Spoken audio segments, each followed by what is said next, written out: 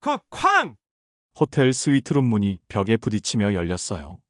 박민호 씨가 쳐들어가지만 침대 위에 박민호 씨가 그토록 찾던 여자는 없었습니다. 정수진, 어디로 사라졌어? 수진아, 목소리가 갈라졌어요. 하지만 대답은 없죠. 창밖으로 보이는 해운대 바다만이 새벽 4시의 어둠 속에서 출렁거리고 있을 뿐입니다. 마치 허공을 붙잡으려는 사람처럼 민호 씨는 서둘러 화장실로 향했어요. 화장실도 발코니도 비어 있었습니다. 자, 지금부터 부산 해운대에 사는 58세 박민호 씨의 이야기를 시작합니다. 별빛 우체국은 마치 바다 위를 떠다니는 편지처럼 여러분의 마음에 닿고 싶습니다. 구독과 좋아요로 이 작은 배에 돛을 달아주세요. 민호 씨의 손엔 여전히 검은 봉투가 들려 있었어요. 2007년 그 시절 300만 원이면 큰 돈이었죠. 하지만 이제 그 돈의 의미가 달라졌습니다. 체크아웃 하셨다고요? 로비에서 만난 직원의 말이 귓가에 맴돌았어요. 민호 씨는 엘리베이터 앞에서 멈춰 섰죠. 거울에 비친 자신의 모습이 낯설었습니다. 언제부터 이렇게 초라해진 걸까요? 휴대폰을 꺼내 수진의 번호를 눌렀어요. 현재 전화를 받을 수 없습니다. 기계 음성이 차갑게 울려 퍼졌죠. 민호 씨는 주차장으로 향했어요. 새벽 바람이 얼굴을 스쳤습니다. 그제서야 정신이 번쩍 들었죠. 아니, 이게 뭔가요? 이게 대체 무슨 상황인가요? 차 안에 앉은 민호 씨는 봉투를 열어보았어요. 돈은 그대로 있었습니다. 하지만 함께 넣어뒀던 쪽지 하나가 보였죠. 고마웠어요. 민호 씨. 단 6글자였습니다. 민호 씨는 고개를 떨궜어요. 핸들에 이마를 대고 깊은 한숨을 내쉬었죠. 부산의 새벽은 이렇게 차가웠나요? 집으로 돌아가는 길 라디오에서는 주가 폭락 소식이 흘러나왔어요. 서브프라임 모기지 사태로 온 세상이 흔들리던 그 해였죠. 하지만 민호 씨에겐 그런 뉴스조차 머리에 들어오지 않았습니다. 아내는 아직 잠들어 있을 거예요. 평화롭게 아무것도 모른 채로 말이죠. 민호 씨는 차를 세우고 후미등을 바라봤어요. 빨간 불빛이 깜빡이다 꺼졌습니다. 마치 자신의 마음처럼 말이에요. 이게 끝인가? 속삭임 같은 혼잣말이었어요. 하지만 바다는 여전히 출렁였고 세상은 계속 돌아가고 있었습니다. 한 달 전으로 돌아가 보죠. 민호 씨의 아내 영희가 부엌에서 설거지를 하고 있었어요. 부산의 오후 햇살이 창문으로 스며들던 그날이었습니다. 현관문이 열리는 소리가 났죠. 영희는 고개를 돌렸어요. 언니 정수진이 큰 캐리어를 끌고 들어서는 모습이 보였습니다. 수진은 49세였지만 여전히 우아했어요. 서울에서 내려온 그녀의 몸짓 하나하나가 세련됐죠. 검은 니트 원피스에 감싸인 몸매, 은근히 풍기는 샤넬 향수 냄새까지. 민호 씨는 거실 소파에서 신문을 보고 있었어요. 수진이 인사를 건네자 어색하게 고개만 끄덕였죠. 처제와 단둘이 있어 본 적이 거의 없었거든요. 집 리모델링 때문에 한동안 여기서 지내야 할 것 같아. 수진이 말했어요. 영희는 반갑다며 손을 잡았죠. 자매는 오랜만에 만나 이런저런 근황을 주고받았습니다. 저녁 식사 후 수진이 뜬금없는 말을 꺼냈어요. 민호 씨, 혹시 마사지 받아보신 적 있나요? 제가 태국에서 테라피를 배웠는데. 민호 씨는 깜짝 놀랐어요. 영희는 웃으며 대답했죠. 언니가 정말 손재주가 좋아요. 예전에 받아봤는데 시원하더라고요. 수진의 눈빛이 민호 씨에게 향했어요. 묘한 긴장감이 거실에 감돌았죠. 실습 모델이 필요한데. 어떠세요? 목과 어깨가 많이 뻐근해 보이시는데. 민호 씨는 목을 만져봤어요. 확실히 요즘 어깨가 결렸죠. 회사 일이 많아지면서 컴퓨터 앞에 앉아있는 시간이 늘었거든요. 그날 밤 민호 씨는 잠이 오지 않았어요. 수진이 자신을 바라보던 그 시선이 자꾸 떠올랐죠. 아내 옆에 누워있으면서도 마음 한구석이 이상하게 설렜습니다. 다음 날 아침 수진은 검은 가죽 가방을 들고 나왔어요. 마사지용 오일과 수건들이 들어있다고 했죠. 영희는 마트에 장을 보러 나갔고 집엔 민호와 수진만 남았습니다. 여기서는 좀 그러니까 조용한 곳에서 하는 게 어떨까요? 수진의 제안이었어요. 민호 씨는 고개를 끄덕였죠. 아내가 오해할 수도 있다는 생각이 들었거든요. 해운대 호텔은 어떠세요? 조용하고 넓어서 실습하기 좋을 것 같은데. 그렇게 첫 번째 만남이 정해졌어요. 민호 씨는 그날 오후 회사를 일찍 나왔습니다. 가슴이 두근거렸죠. 하지만 그땐 그냥 마사지를 받는다는 생각뿐이었어요.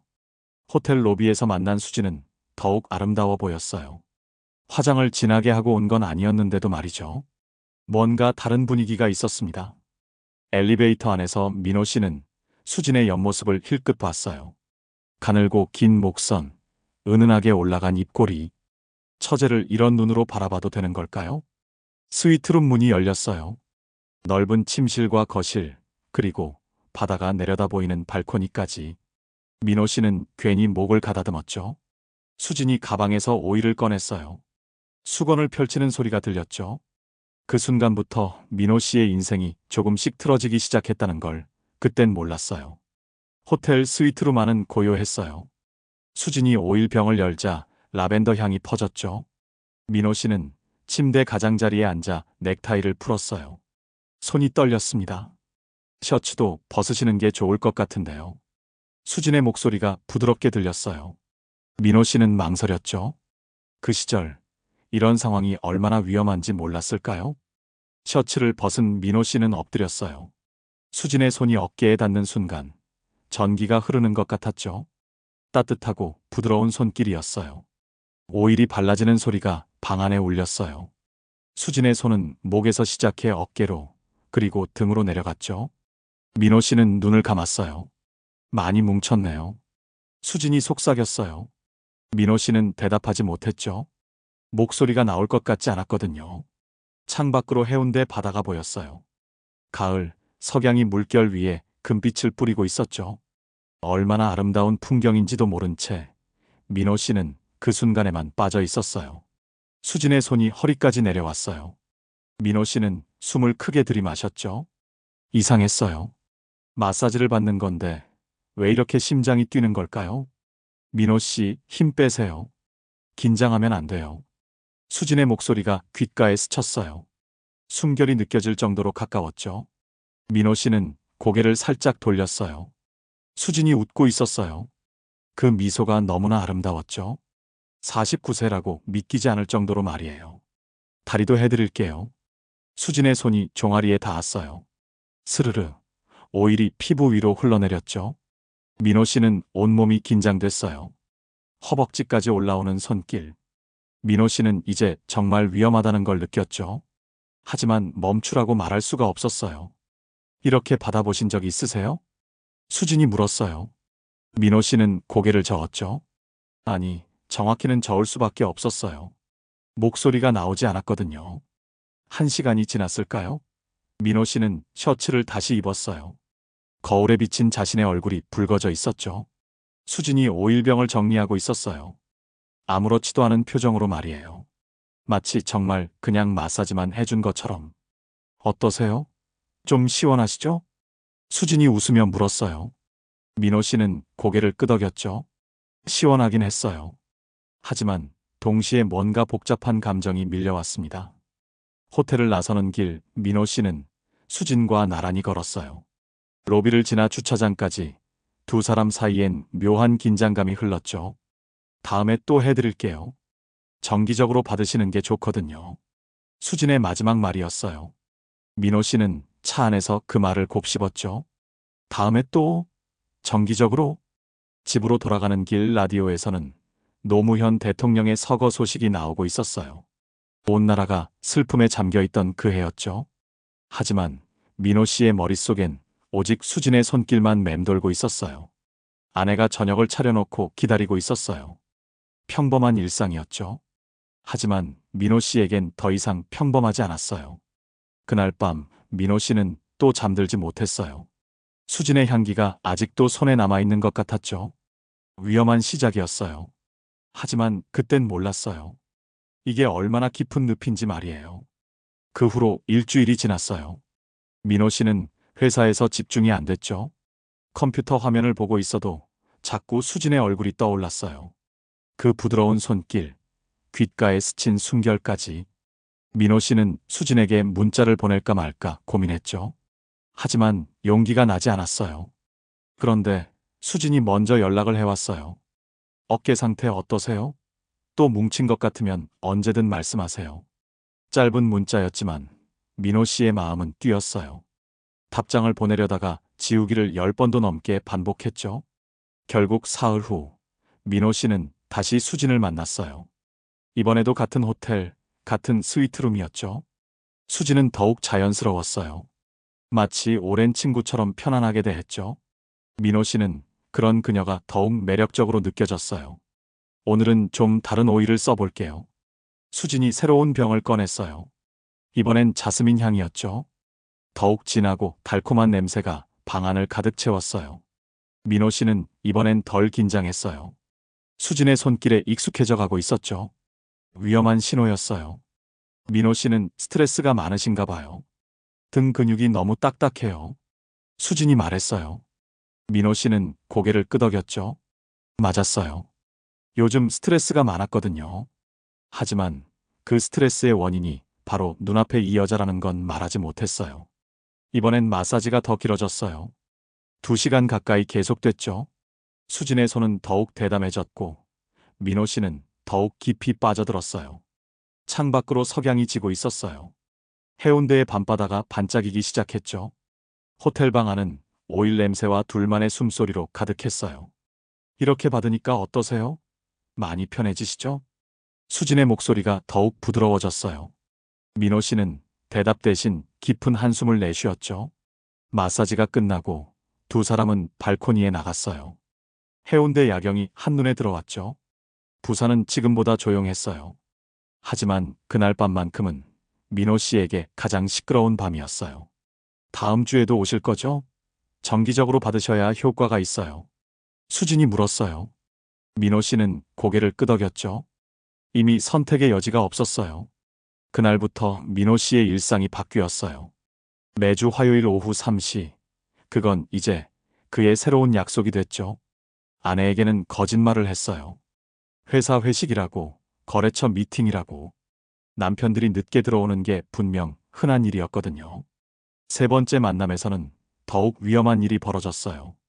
수진이 민호의 손을 잡고 자신의 어깨에 올려놓은 거예요. 저도 피곤해요. 서로서로 해드리는 게 어떨까요? 그 순간 민호 씨는 알았어요. 이게 단순한 마사지가 아니라는 걸 말이에요. 하지만 이미 너무 깊이 빠져버린 후였죠. 손끝으로 전해지는 수진의 체온, 가까워지는 거리, 흔들리는 마음. 민호 씨는 58세의 나이에 처음으로 불륜의 감정을 느끼고 있었어요. 그리고 그걸 멈출 수 없다는 것도 알고 있었죠. 호텔을 나서며 수진이 웃었어요. 그 웃음 뒤에 무엇이 숨어 있는지 민호 씨는 아직 몰랐어요. 한 달이 더 지났어요. 민호 씨는 이제 호텔 직원들과도 익숙해졌죠. 매주 화요일마다 같은 시간에 나타나는 단골 손님이 된 거예요. 프런트 직원은 예약 확인도 하지 않고 키카드를 건네줬어요. 하지만 그날은 뭔가 달랐어요. 엘리베이터에서 내릴 때 복도에서 수상한 대화가 들렸죠. 그 여자 말이야. 진짜 신기하더라. 뭐가? 남자들이랑 올 때마다 다른 사람이야. 지난주엔 다른 아저씨였고. 쿵. 민호 씨의 심장이 떨어지는 것 같았어요. 호텔 청소 직원들이 나누는 대화였죠. 하지만 누구 얘기를 하는 건지 너무나 분명했어요. 스위트룸 문을 열고 들어간 민호 씨. 수지는 이미 와 있었어요. 평소와 다름없이 웃으며 맞아줬죠. 오늘 좀 늦으셨네요. 수진이 말했어요. 하지만 민호 씨는 대답하지 못했어요. 복도에서 들은 말이 자꾸 맴돌았거든요. 마사지가 시작됐어요. 하지만 민고 씨는 집중할 수 없었죠. 수진의 손길이 예전 같지 않게 느껴졌어요. 무슨 생각을 그렇게 하세요? 수진이 물었어요. 민호 씨는 고개를 저었죠. 하지만 마음은 복잡했어요. 1시간 후 마사지가 끝났어요. 수진이 오일병을 정리하면서 뜬금없는 말을 꺼냈어요. 민호 씨, 혹시 돈 좀 빌려주실 수 있을까요? 서울집 리모델링 비용이 생각보다 많이 들어서. 민호 씨는 깜짝 놀랐어요. 갑작스러운 부탁이었죠. 당시 리모델링 비용이면 적지 않은 돈이었어요. 얼마나요? 민호 씨가 물었어요. 수지는 잠시 망설이더니 대답했죠. 200만 원 정도면. 곧 갚을게요. 전 남편한테서 받을 돈이 있거든요. 전 남편 얘기가 나왔어요. 민호 씨는 수진의 과거에 대해 아는 게 거의 없었죠.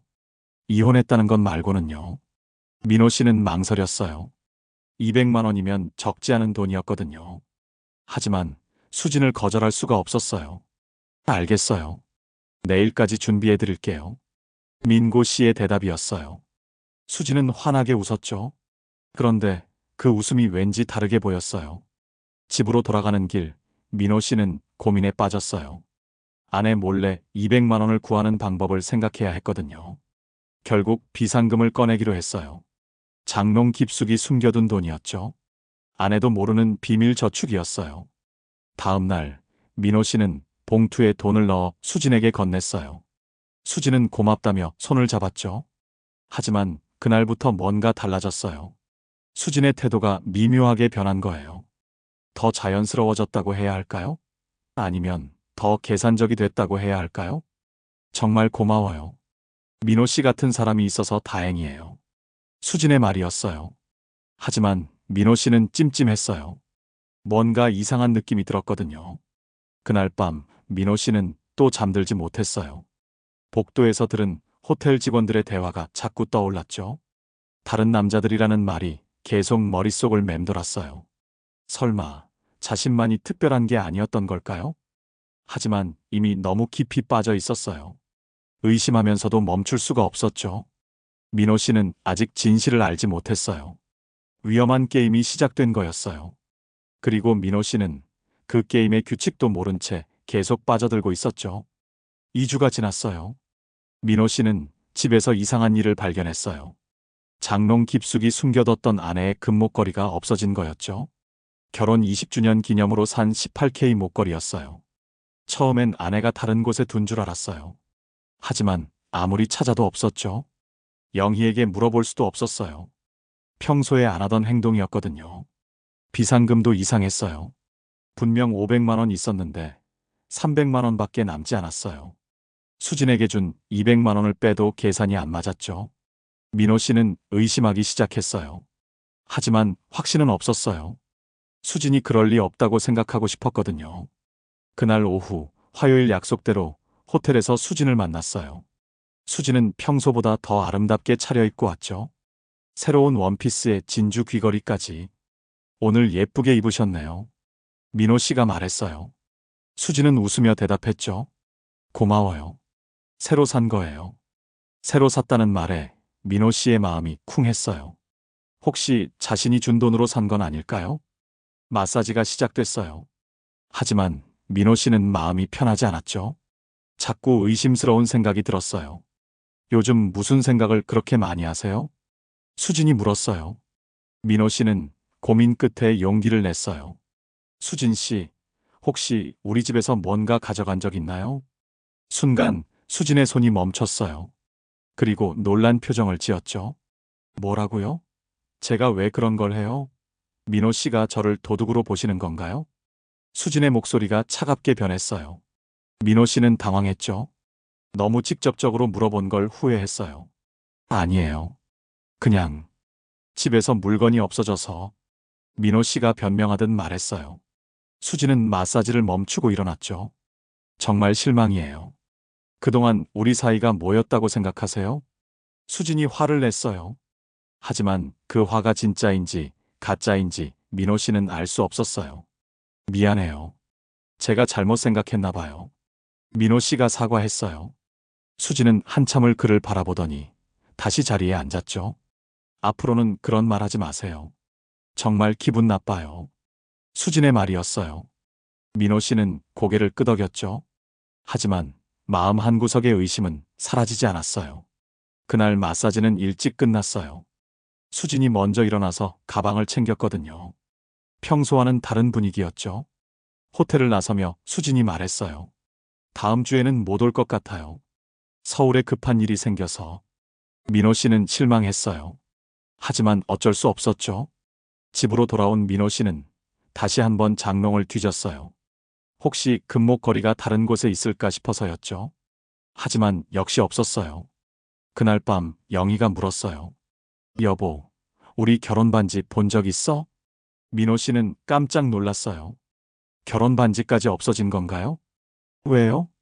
어디 뒀는지 기억이 안 나서요. 평소에 서랍에 두는데. 영희의 말이었어요.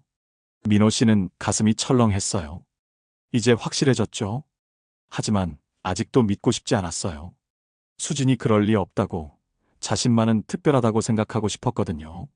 민호 씨는 진실과 환상 사이에서 흔들리고 있었어요. 곧 모든 것이 드러날 때가 다가오고 있었죠. 일주일 후 수진에게서 문자가 왔어요. 이제 곧 서울로 올라가야 해요. 마지막으로 한 번 더 만날까요? 민호 씨의 가슴이 두근거렸어요.